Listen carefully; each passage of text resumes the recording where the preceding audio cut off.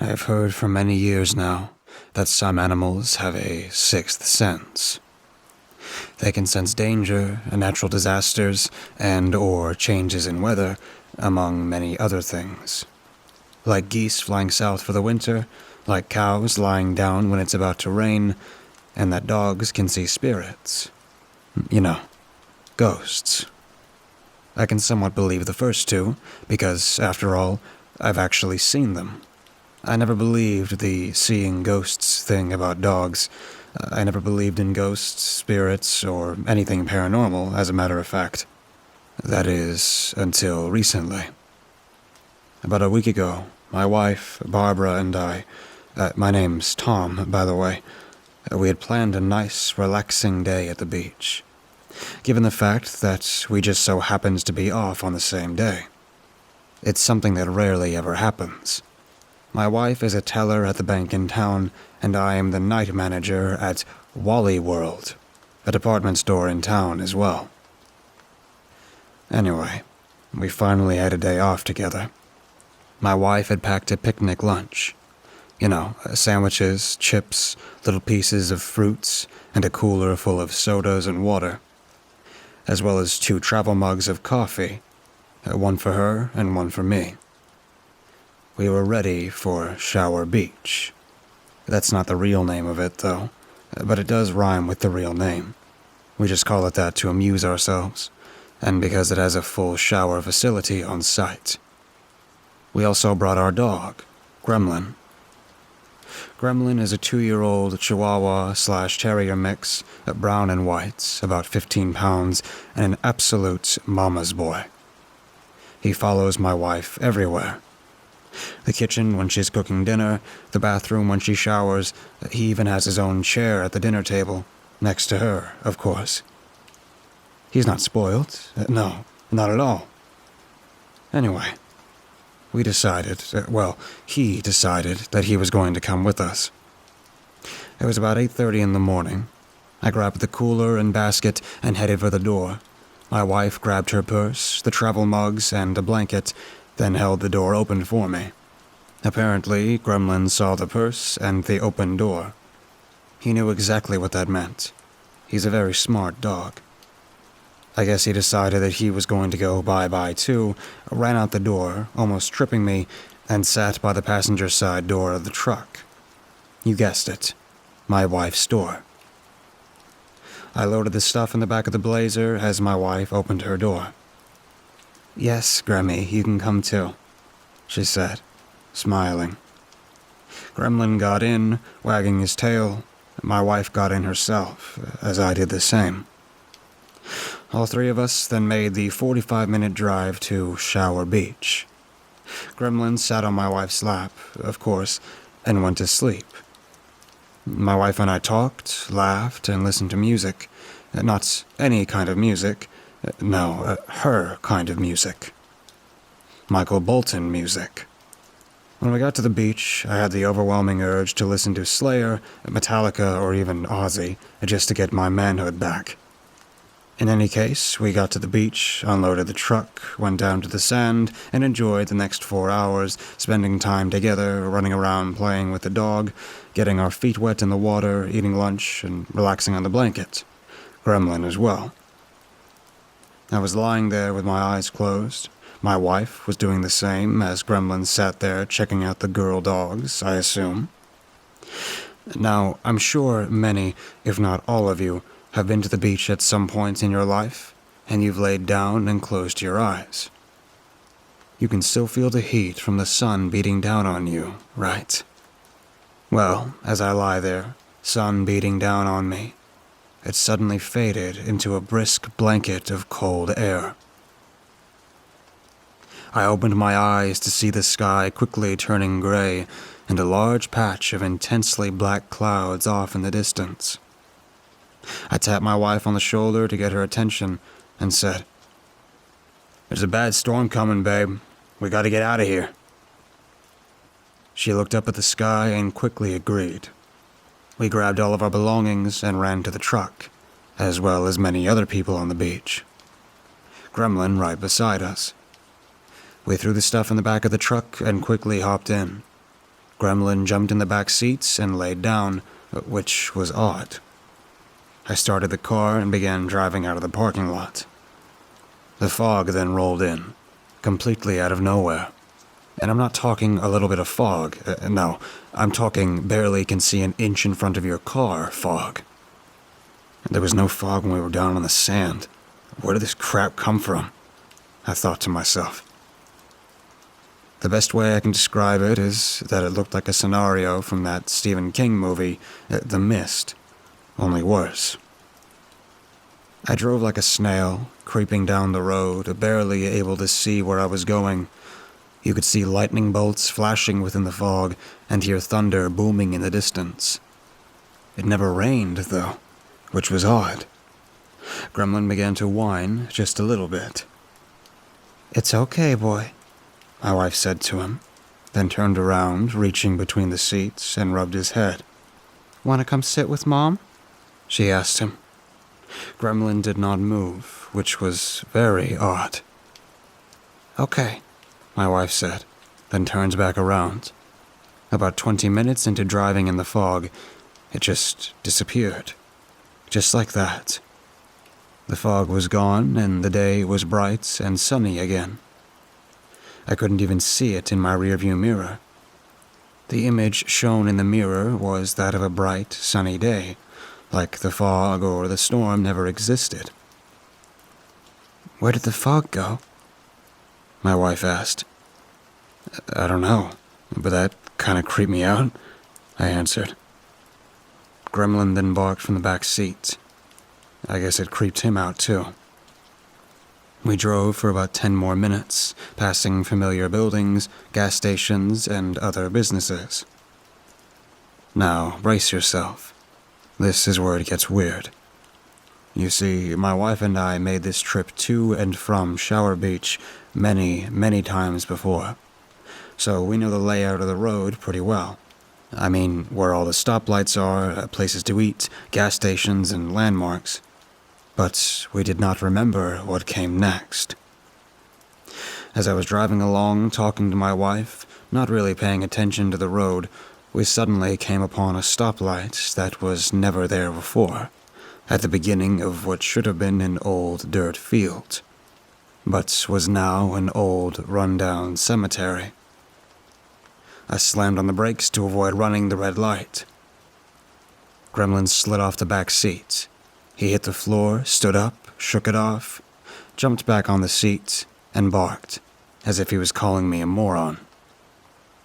"Where did that cemetery come from, Tom?" my wife asked, slightly confused. I don't know," I replied. "Maybe we just missed it on the way down. But ain't it awesome?" "Yeah, maybe. But it is awesome. Let's stop," she replied. Now, you have to understand that my wife and I are both history buffs. We love history. You can call us sick if you want to, but sometimes we like to just walk around old cemeteries and look at the dates on the headstones, just for fun. And this cemetery was old. You could tell because it was completely surrounded by an old black iron fence about 10 feet high, and all the headstones were made of stone, not granite or bronze like they are nowadays. I put on my right turn signal and got in the turning lane. As soon as I did, Gremlin put his paws on the armrest of the back passenger side door, staring out the window, and whined loudly. I then drove about 30 yards to the entrance of the cemetery. Gremlin began whining more intensely. "What's the matter, boy?" I asked, stopping the car at the entrance.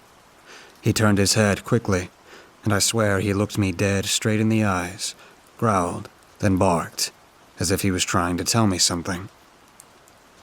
In retrospect, I should have listened.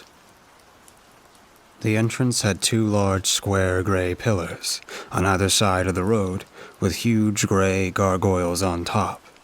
A black iron half-moon sign stretched across the top of the pillars, connecting the 2 together, with the words Robert Belz Memorial Cemetery written on it. Since the cemetery's entrance was located directly on the road, There was nowhere to park the truck. I had to pull in. As soon as I pulled in, Gremlin began to bark repeatedly, running back and forth on the back seat, hitting the doors as he did. "Gremmy, stop!" my wife yelled, and she never yells at him. He didn't stop. He just kept running and barking. "He'll be fine," I said, and got out of the truck. My wife did the same. Now, the air should have been hot, given it was bright and sunny outside. But it was not. The air inside the cemetery was cold. I'm talking goosebumps cold. We walked to the back of the truck, opened the hatch, and each grabbed a fleece throw-on that we kept in the back, just in case. We put on our fleeces, and I shut the hatch. We closed the trunk doors, leaving the windows down around 2 inches so Gremlin could get some air, and began walking through the cemetery, looking at the headstones. "I got 1735, my wife said. "Cool. Here's one that says 1437, I said. "Can you believe that? Take a picture of me in the stone. Please, babe? I've never seen one this far back." She then pulled out her phone and took the picture. "I'll check it out later. Let's keep going." We could hear Gremlin growling and barking in the distance, going completely insane. It wasn't a, "Yeah, mommy's home," happy bark. It was a, "If I catch you, I'm gonna kill you" bark. We walked a few more feet when my wife turns to me and said, "I'm worried about Graham. Look at him. He's never acted like this before." Her eyes then began to tear up. Now, you have to understand that Gremlin is a very laid-back kind of dog, and for him to be acting this way was not normal at all. "Yeah," I said. "Something's spooking him. Poor guy. Let's go. We'll come back another time." My wife agreed, and we quickly made our way back to the truck. We got in, took our fleeces off, and began to drive home. Gremlin stopped barking as much, laid down on the passenger side of the back seat, and growled quietly as he stared at the other side of the street and barked on occasion. He totally ignored my wife when she tried to talk to him. That was really, really odd. When we got home and got out of the truck, Gremlin refused to get out, so much so that I had to physically scoop him up and carry him in the house. I put him down once we got inside, and he just stood there, looking at the front door intensely. It was about 5:30 at this point. My wife and I decided to have TV dinners for dinner and to watch a couple movies on Netflix. My wife prepared the food while I set up the TV trays. Gremlin still stayed at the door. About halfway through the first movie, Gremlin again began to bark angrily at the door, then took off, like a bat out of hell, toward the kitchen. My wife and I just looked at each other. We quickly got up and ran to the kitchen when we heard Gremlin yelp several times and heard the sound of dishes and glassware breaking. I turned on the light as we both walked in to see Gremlin lying down in the doorway, eyes wide, staring up at the ceiling, showing teeth, but not growling. Every single cabinet door and drawer were wide open. Multiple pieces of plates, saucers, and glasses lie broken on the kitchen floor. "What the hell?" I said. "I don't know," my wife replied. My wife replied, then shook her head. "I've had enough for today. I'm tired. I want to go lay down," she said. "Okay, I'll be up in a minute. I'm going to clean this up real quick," I said. Gremlin then got up and walked with my wife, looking back to the kitchen on occasion. I swept up all the broken pieces, put them in the trash, shut the cabinet doors and the drawers, then shut off the light. As the light went off, I saw what looked like an old woman standing by the back door. I just shrugged it off as bad lighting, then went upstairs to lay down. I walked in our bedroom, and Gremlin was lying at the foot of the bed, staring at the door, instead of snuggling with my wife like he always does. What's going on with him? I thought, and laid down too. The next morning, the alarm on my phone woke me up at 5 a.m. like it always does. My wife didn't have to be at work until 9, so I wanted to let her sleep. Gremlin as well. It did not happen that way. I stumbled down the stairs. When I got about 3 or 4 steps from the bottom, I heard a voice, or what sounded like a voice, in my right ear, saying something I couldn't understand. What? I thought, then quickly dismissed it as people outside. I turned the corner to see my dining room table turned upside down, with the 6 chairs positioned like a pyramid on top of it. Strange writings and even stranger symbols carved into the wall. The chandelier was ripped down, wires hanging from the ceiling and thrown into the back of the couch, ripping it to shreds. "Barbara!" I yelled, as loud as I could, then felt incredibly cold for just a few seconds, then back to normal. My wife came staggering down the stairs in a hurry, Gremlin in tow. "What?" she said. "It's gotta be the wind or a truck going by, something. There's gotta be an explanation for this," I said, completely frazzled. I moved the chairs, turned the table right side up, then put the chairs back in place. I then grabbed the chandelier, took it out back, and tossed it into the trash. I came back inside, walked into the kitchen, turned the coffee pot on, then sat at the bottom of the stairs, trying to rationalize what was going on. My wife joined me, after letting Gremlin out front to go to the restroom, or whatever he does in the morning, then letting him back in. He made a beeline for his food and water bowls, ate some food, drank some water, then sat at my wife's feet. When the coffee pot beeped, I made us each a cup of coffee, and we sat on the stairs talking, drinking coffee until it was time for Barbara to get ready for work. She got up and said, "I'll be right back, babe. I gotta get dressed." I nodded my head as I took a drink of my coffee. She then turned and began walking up the stairs. I turned to watch her do so. Gremlin followed close behind. She reached the top of the stairs, turning right and disappearing out of sight. Suddenly, my wife screamed, a blood-curdling and terrifying scream as Gremlin began barking viciously and growling once again. "Tom." I heard my wife scream as I heard the sound of a door being slammed shut. I ran up the stairs as fast as I could, turning to see Gremlin barking, growling, and clawing at our bedroom door, trying to get in. My wife screamed again as the sound of wood breaking could be heard, then a loud thud on the floor. "Tom." My wife screamed again, more fearful this time. I tried the doorknob, but it was locked or stuck or something. I then began slamming my shoulders into the door, screaming, "Barbara!" Gremlin going completely insane. "Tom." My wife screamed again. "Help me." Another loud thud. After the 3rd or 4th try, I finally managed to break the door down.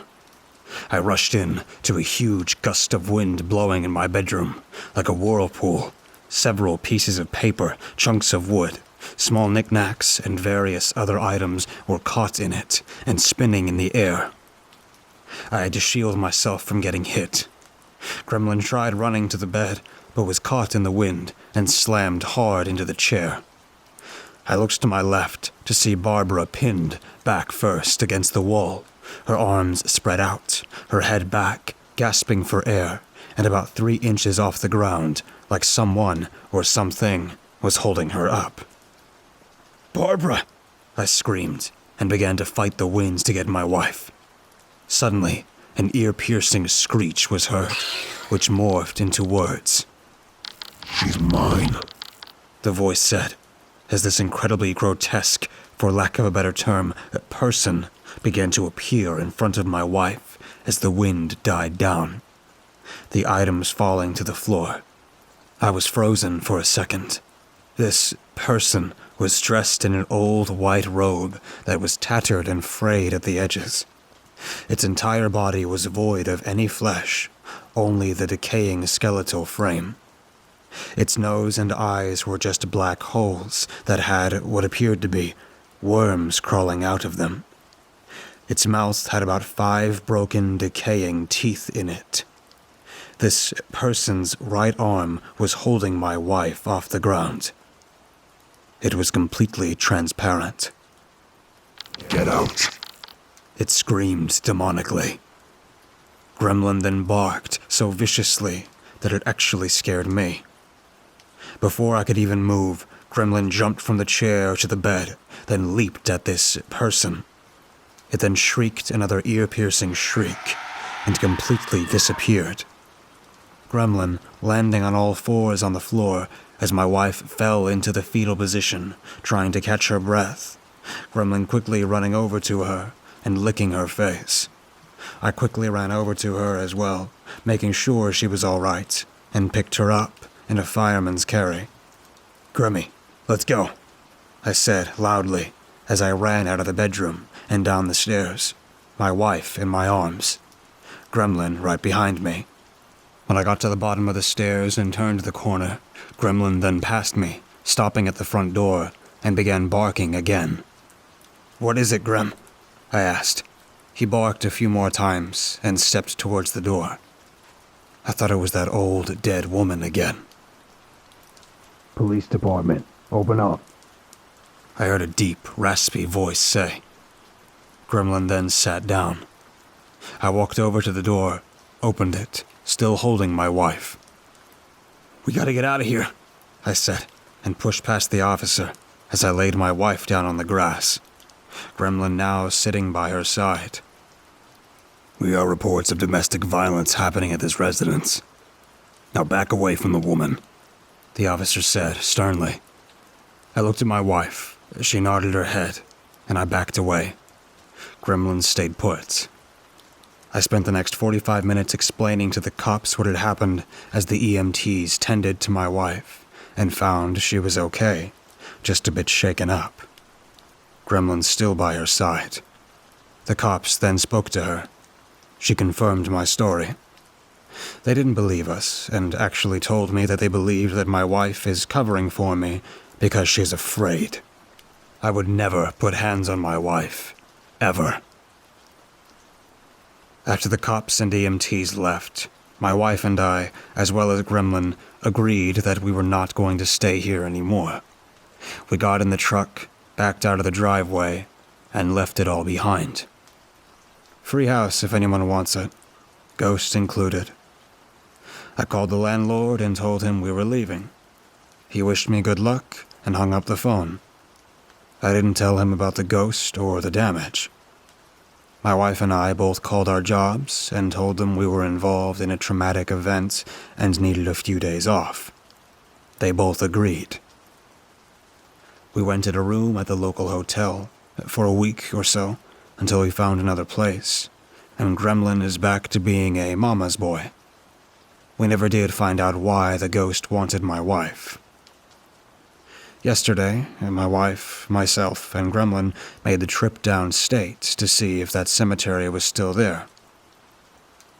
This time, no Michael Bolton. It was Motley Crue all the way down and back home. Anyway, the cemetery was not there, just a dirt field like it was before. I don't know what that place was, and don't want to know. Last night, I finally checked out that picture that my wife took at the cemetery. And if you look really close, you can barely make out the face and the body of that person standing behind the headstone. She deleted that picture immediately, and we are never going date hunting at a cemetery again. Now, if I learned anything from this experience, it's that ghosts are real, and dogs can see them, even if the human eye can't. So the next time your dog is barking at nothing, ask yourself this question. Is this really nothing, Or is it something you just can't see?